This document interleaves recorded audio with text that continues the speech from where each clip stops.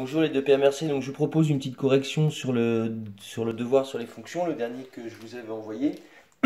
Effectivement, il y a des petites difficultés sur les fonctions au niveau des écritures.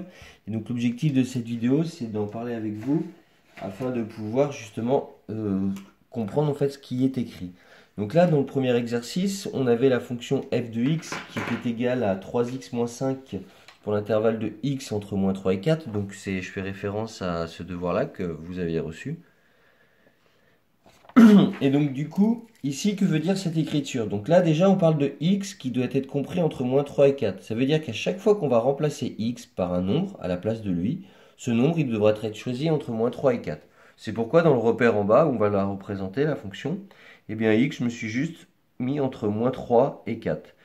Ensuite, ici, de l'autre côté, on a une autre écriture qu'on comprend un petit peu difficile au début, qui s'appelle f de x. Dans les cours que vous avez reçus, on appelle ça l'image. C'est-à-dire qu'en fait, de ce côté-là, il y a un calcul qui est écrit. Il est écrit 3 fois x moins 5. Et donc, on peut choisir par qui on multiplie. Par exemple, on peut prendre un x qui est entre moins 3 et 4. Donc, vous pouvez en choisir un dans votre tête. Par exemple, vous prenez, on va dire que vous avez pris 2. Ben ici, je vais faire 3 fois 2, 6, moins 5, 1. Il y a un premier nombre que j'ai rentré qui était 2, et le nouveau nombre que j'avais obtenu, 1, c'est le résultat. Et ce résultat, on l'appelle image, comme vous l'avez vu dans le cours.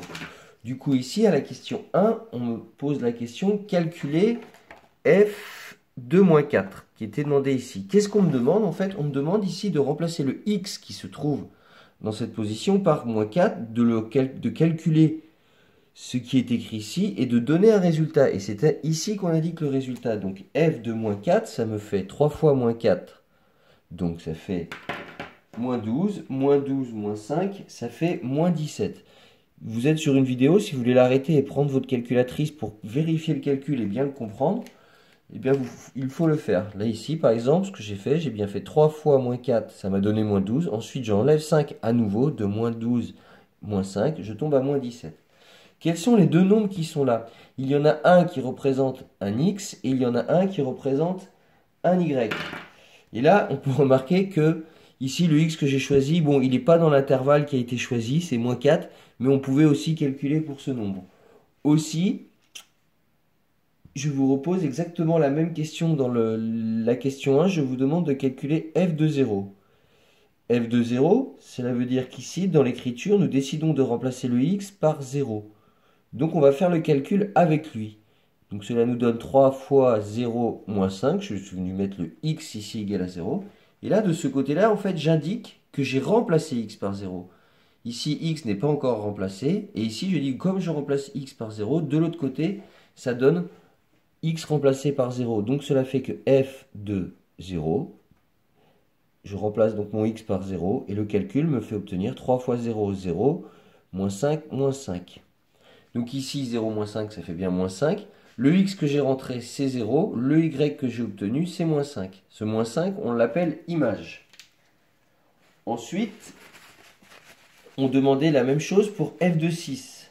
Décidément, j'ai pris 2x qui sortaient de l'intervalle demandé. Même si ça ne change pas l'idée qu'en gros, on vous demande de remplacer le x par un nombre et nous donner son résultat, qui s'appelle image.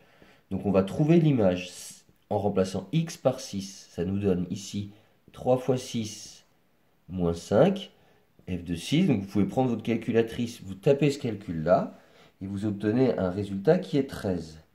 On a deux nombres qui nous intéressent. L'un est un x, l'autre est un y. Cet y est appelé l'image parce que le 13, vous l'avez obtenu simplement parce que vous avez remplacé par 6. Et 6 a été l'antécédent, celui qui a permis d'obtenir 13. C'est pour ça qu'il y a deux nombres. Vous remarquerez que dans le repère, il y a x et y. X, c'est le nombre que vous mettez dans le calcul. Et y, c'est le f de x. En fait, c'est le résultat que vous obtenez pour ce nombre. Donc ça, c'était la petite question 1. Vous pouvez réessayer de faire la question 1, regarder la vidéo, laisser passer du temps et revenir dessus et voir comment vous pouvez répondre à la question ensuite. À la question 2, on vous demande quelle est l'image de 1 par f. Donc là, c'est juste pour le vocabulaire. Je vous demande de calculer une image. C'est-à-dire que je vous demande de me donner un résultat. Et quel est le x que je vous propose? C'est 1. Donc ici, ce que l'on a à faire tout simplement, c'est qu'on prend 1 et on veut obtenir ici son image. Et son image, elle sera calculée par la fonction qui vous dit de faire 3 fois le x que vous avez choisi, donc 1, moins 5. Et en faisant ce calcul-là, on obtient un nouveau nombre qui est l'image attendue. 3 fois 1, 3, vous enlevez 5, ça fait moins 2. Donc ce résultat-là, il signifie que quand x vaut 1, y vaut moins 2. Dans le repère, on sait déjà donc que la fonction qui est ici, elle va passer quand x vaut 1, elle passera par moins 2. Le x, il est toujours indiqué dans la parenthèse. Et de l'autre côté, le résultat obtenu, c'est le y qui est en face. Donc ça, c'était pour la question 2. Ça, c'est l'image de 1 et 1 est l'antécédent de moins 2. De toute façon, on reprendra ça après le confinement. Ce sera plus facile pour que toute la classe l'ait bien vu. Ensuite, à la question 3, on parle d'un tableau de valeurs. Donc en fait, un tableau de valeurs, c'est qu'on va se mettre dans l'idée de remplacer x successivement par différentes valeurs et se demander quel résultat on va obtenir en ayant calculé, comme la fonction nous le dit, 3 fois le x moins 5. Donc ici, j'ai préparé un petit tableau qui va nous permettre de le faire. Encore une fois, vous pouvez prendre vos calculatrices si vous voulez arrêter la vidéo et faire le calcul. Donc là, il faut taper 3 fois, j'insiste sur le fois qui est là. Alors parfois, la fonction, elle peut être écrite de cette manière-là. Et si elle est écrite de cette manière-là, il faut bien comprendre en fait qu'entre le 3 et le x, il y a un fois. Dès que vous avez un chiffre à côté d'une lettre, ça signifie bien qu'il y a un fois. Donc ici, je vais appliquer le calcul qui m'est demandé. On me propose de remplacer x par moins 3. Donc je prends ma calculatrice, je tape 3 fois cet emplacement-là, il se fait remplacer par moins 3. Donc ça fait moins 9 et moins 5, ça fait moins 14. Ensuite, on me propose de remplacer x par moins 2. Donc à chaque fois, je vais mettre à la place du x ici tous les x qui me sont proposés dans le tableau. Donc ici, je prends moins 2. Ça me fait 3 fois moins 2, eh bien ça fait moins 6, moins 5, ça fait moins 11. Ainsi de suite, je remplace par moins 1. 3 fois moins 1, ça fait moins 3. On enlève encore 5, ça fait moins 8. 3 fois 0, ça fait 0. 0 moins 5, ça fait moins 5. On remplace à nouveau x par 1. 3 fois 1, ça fait 3. Moins 5, ça fait moins 2. On remplace x par 2, c'est-à-dire qu'on avance en fait tout simplement ici sur l'axe des abscisses. Et ce qu'on est en train de calculer, ce sont les y qui se trouvent être en face, qui s'appellent les images. Quand x vaut 2, nous faisons 3 fois 2, 6, moins 5, 1. Quand x vaut 3, nous prenons 3, nous mettons à la place de x. 3 fois 3, 9, moins 5, 4. Et quand on met 4, le dernier x qu'on nous propose, 3 fois 4, 12, moins 5, 7. Donc ici, ce tableau de valeurs me donne en fait une indication maintenant de où passe ma courbe ou ma droite. Ça va dépendre de ce que va donner la fonction dans le graphique.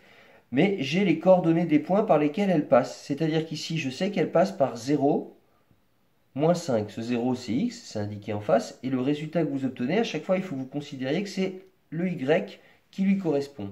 Donc là, x vaut 0, elle passera par moins 5. C'est pourquoi on va pouvoir faire le graphique. Quand x vaut 1, quand x ici vaut 1, elle passe par moins 2.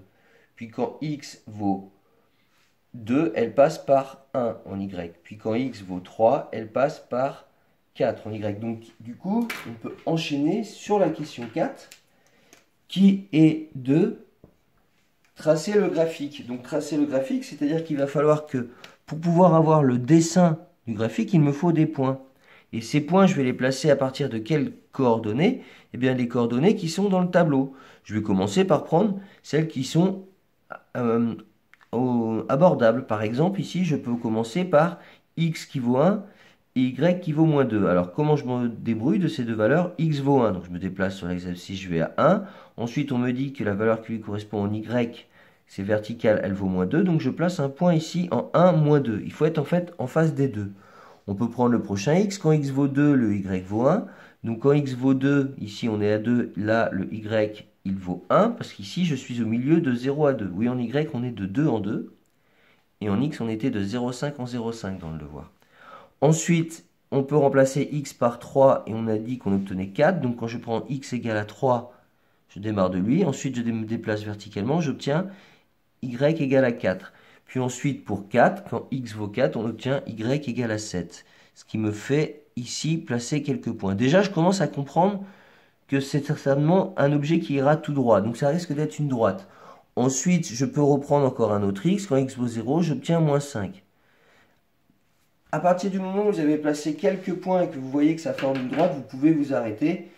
En fait, cela va continuer. On peut encore essayer pour -1. Pour -1, on obtient ici plus bas -8. Et on voit bien que c'est toujours dans l'alignement de la droite. Donc quand on vous demandait à la question 4 de tracer la représentation de la fonction, eh bien, grâce au tableau de valeurs qu'on a fait juste avant, on obtient ici le dessin de cette machine qui transforme les nombres d'un x en un y. On retrouve la valeur ici que quand x vaut 3, que vous mettez dans le calcul, vous obtenez 4. C'est-à-dire qu'en fait, ce que je viens de faire ici, c'est le mécanisme de remplacer x par 3 dans la fonction et d'obtenir en gros son image y. Donc on peut écrire ce calcul-là du dessin, f de 3, qui veut dire je mets 3 dans la fonction, et quand je fais le calcul, ça fait 3 fois 3 moins 5, et donc f de 3 est bien égal à 4.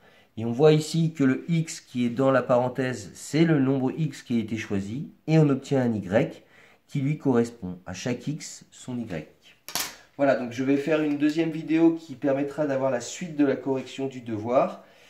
Et j'espère que si vous les reprenez en les arrêtant, peut-être en réessayant de faire la question, vous parveniez à comprendre ce petit langage de images antécédent de x et de y. Bonne journée à tous et bon courage.